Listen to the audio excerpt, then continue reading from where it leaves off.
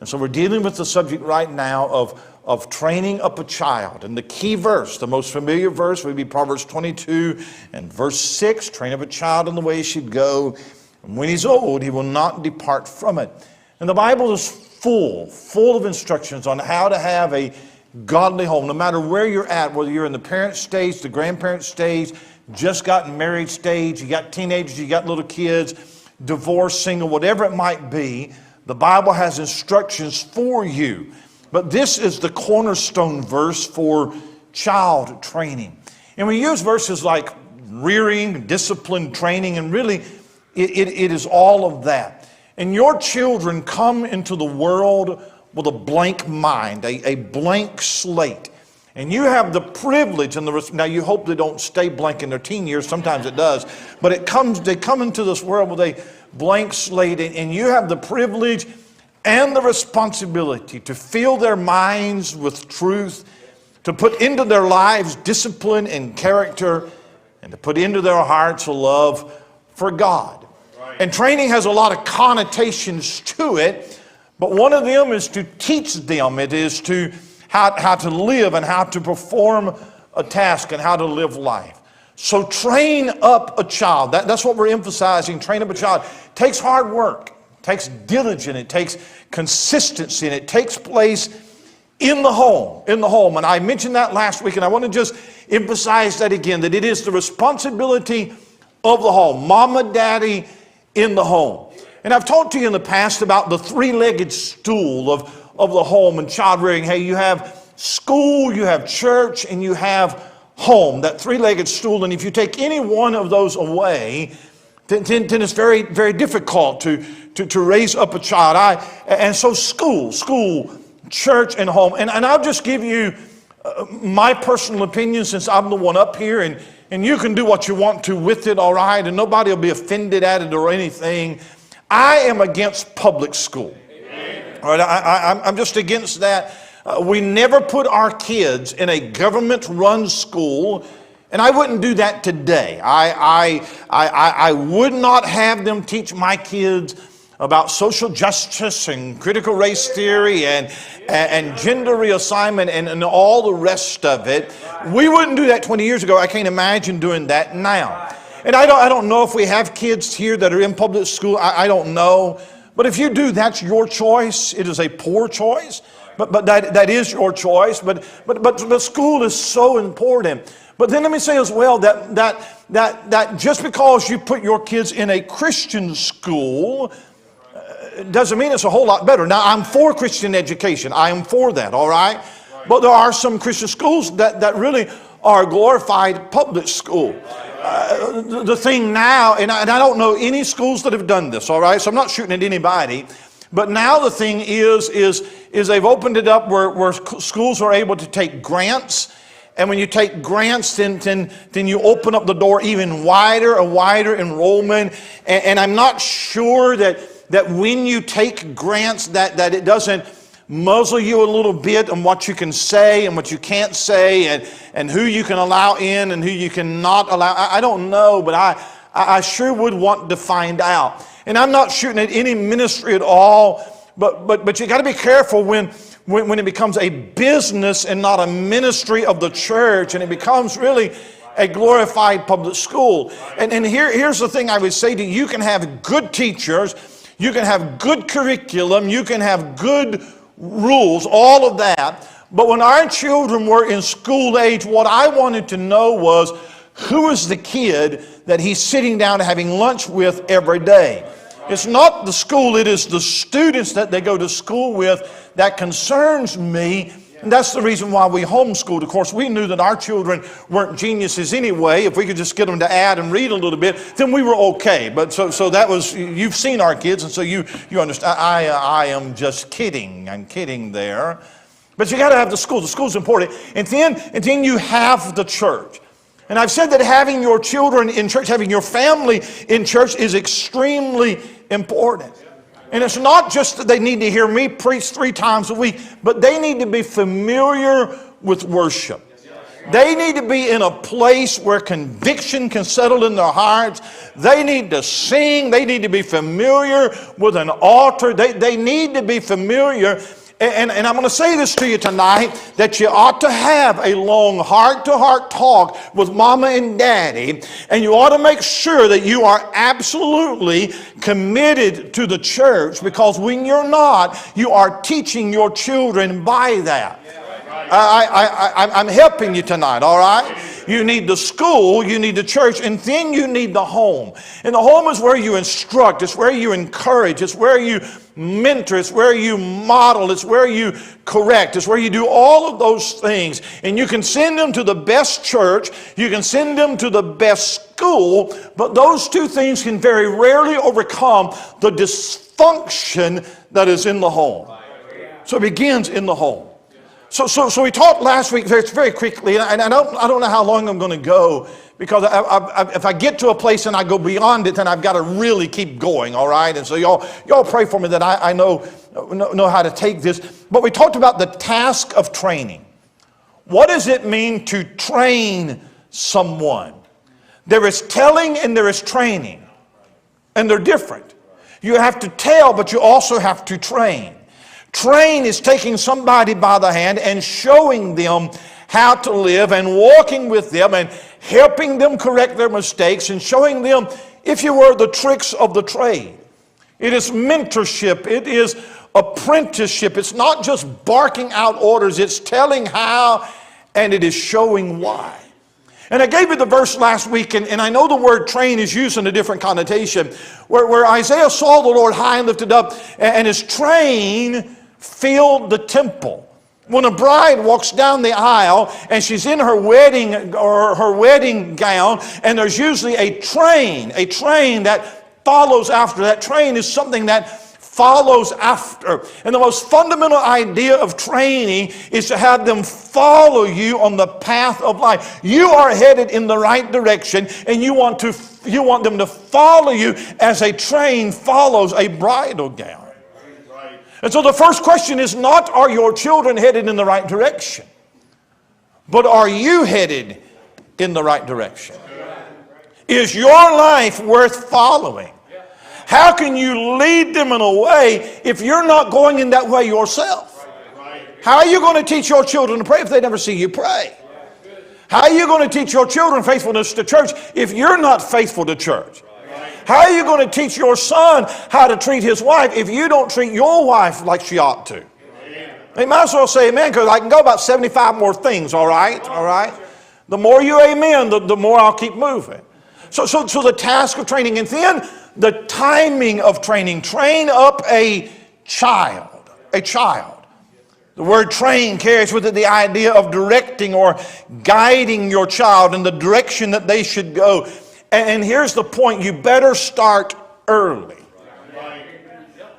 If you wait till they're 5 or 6, or if you wait till they're in school, if you wait till they're a teenager, you have waited too long. You can take a rippling stream, and you can direct the path of that rippling stream, but if you wait until it's a raging river, you're not going to be able to control the flow. You can take a twig and you can tie it to a stake, and you can direct it and you can make it grow into a particular direction. But if you wait until it's a massive oak tree, you're not going to bend it thin. And you can direct a small child in paths of godliness, but if you wait till he's 9 or 10 years old, then all you're going to be able to do is just pray and hope for the best. Start early, start early. And then the trajectory of training.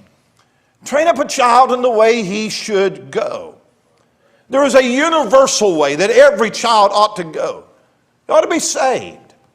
Ought to serve God. Ought to live a separated life. All the commands and principles of the Bible are the general way that he should go. So we could say that there is only one way.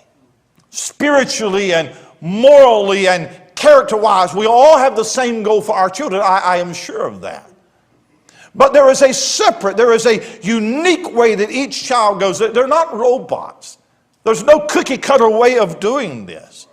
And so what we have to do is we have to recognize that children are different, and we guide them in the same way spiritually and morally, but in unique ways as to who they are. There's so much I can say about that. I'll move on. But the trajectory of child training. And I've got a long list of lessons that you ought to teach your children from an earliest age. And I gave you just a couple of them, and I mentioned a couple last week, but one is honesty. Listen, the very worst thing that can happen to your child is that child grows up and becomes a liar. Honesty. And I'm amazed that some parents would think that their child would never lie. And they will take the word of their child over an adult any day. Hey, let me help you right here. All right? Are you ready? Your child is a liar. Yeah, he was born speaking lies. Your child's a liar. Yes. Your little baby, if your little infant doesn't get his way, he will scream and he will pitch a fit, and you will think something is killing him or her. And then you pick him up and give him his pacifier and everything's fine. He's lying. Your child, be offended or whatever, but your child, except my grandchildren, your child is a liar. And it's your duty to get lying out of them. So honesty. And then lesson number 2 was obedience. Children, obey your parents in the Lord. Watch this, for this is right. Good enough. Children must learn to obey because it is right to obey. They don't obey to keep from getting a spanking. They don't obey because they're going to get a candy bar. No, we obey because it is right to obey, and we always do what is right. We'll deal with corporal punishment, and I don't know if we'll do it tonight or if we'll do it in a couple of weeks. But when you discipline your children with corporal punishment, you need to make sure that they know that what they did was not right. They are not being punished because daddy is mad. They're not being punished because mama has finally reached her breaking point. No, they're being punished because they did what was wrong. So obedience. And then here's a third lesson that I didn't get to last week, and that is respect and submission. The greatest lesson you'll ever teach your children is respect for authority. Now, submission is not obedience. Obedience is an act. Submission is an attitude. Obedience is outward. Submission is inward. Submission is a matter of the will. And this is what you have to do with little children. A child may obey, but because he has to. He'll let you know he don't really want to. And the only reason why he is because you're bigger than he is. I'm going to obey to avoid the punishment. That is not submission. I am a believer in break the will, but not the spirit. Breaking the spirit of a child turns the child into a broken person who is discouraged. They don't feel loved. They don't feel like that they are accepted by their parents. Breaking a will means a child is submissive. That child is protected. That child is secure. Submission and respect for authority. Your children, I'm not saying they don't, but your children should have respect for their elders, for all elders. They should be polite. They should be respectful. They should be deferential. When I was a little boy, if I had ran through the foyer and ran between two adults, who? Are you kidding me? If I would have just went up to some adult and just interrupted and just spouted off, that would not have been a good evening at the house. Yeah. But you ought to teach your children manners. Yes, sir. No, sir. Yes, ma'am. No, ma'am. Thank you. Please. I am appalled Some of the stories I hear of children that are defiant against adults in Masters Club and all over the place. And I'm helping you, but if your child openly defies a teacher or an adult or anybody and refuses to obey that person, that ought to alarm you. Here is the reason why. Here's the reason why. Somewhere along the line in the life of your child, they are going to have an abuse of authority over them. Somewhere they are going to have a teacher that shows favoritism. Somewhere they will have a boss that is not fair, that doesn't treat them right. That's going to happen. But what happens when a parent defends their little children against teachers and always takes the word of the child, they're teaching that child that you don't have to submit to authority if you disagree with the authority. Right. Well, there's going to be a lot of authorities that they disagree with. Yeah. That's life. And what you teach them is two things. One is to submit to authority, and then secondly, how to graciously submit and remove yourself from an abuse of authority without defying the authority. Yeah. If I thought that my child was in a school classroom and that the teacher was unfair and mistreated my child, I would not leave my child in that situation. I would step in as the higher authority, and I would correct it, or I would remove my child from that abusive situation. What I would not do is I wouldn't take him or her home and spend all day talking about how bad the authority is and impress upon my child that you don't have to obey authorities that you don't like. Submission and respect to authority. Let me give you another thing, trajectory. We can name 75 things. But just key things, and it just kind of to make you think, is what should we train our children, young children, and that's a strong work ethic. 4 years ago, I preached a message here on building character in children, and the way I structure that message is lessons that every child should learn in different rooms of the house. Lessons that they should learn in the bedroom. Like how to pick up your toys, how to make your bed. Lessons that they should learn in the kitchen, and lessons that they should learn in the toy box, and lessons they should learn at the table, all of that. And I ended up talking about how that work is the great teacher of men. The Bible places a high premium on working. A good work ethic will make or break a boy or a girl. When you guys get married, I pray to God, or when you girls get married, I pray to God you don't end up marrying a lazy person. Amen. Tonight after the reception, God's going to tell you what to do. After the reception, if you're interested in girls, and I hope you are, after the reception tonight, look and see which girls are in the kitchen helping to clean up.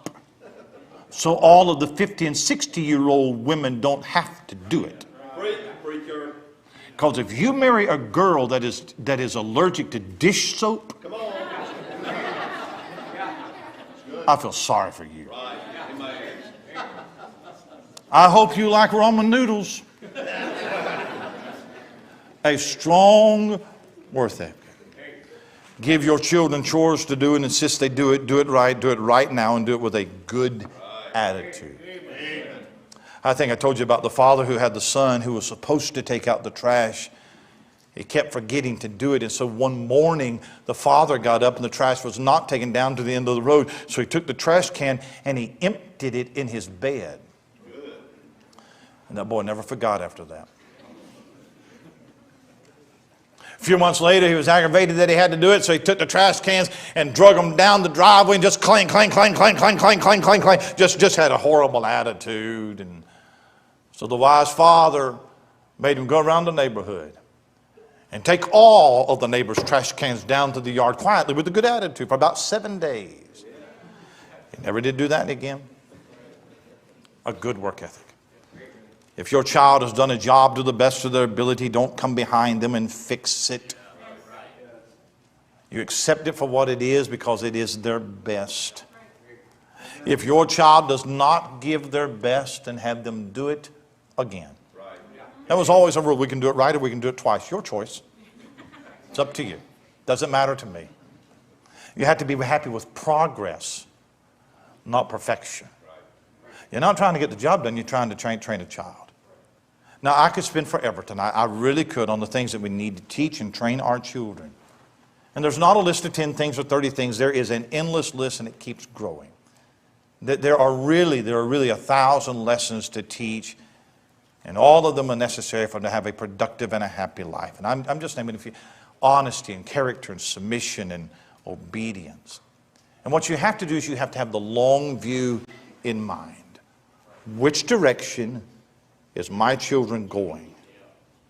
And am I heading them in the right direction? What's the trajectory of the life of my child? Now, my next point, I've got 2 more points. And my next point are the tools of training a child. The tools. And the first tool is a rod. Now, I need about an hour and 45 minutes to deal with a rod. And I'm going to deal with it. I'm not going to deal with it tonight because I can't get it started. There's no way. But here's what I want to say to you tonight. Here's what I'm going to say. We're going to go have a fellowship.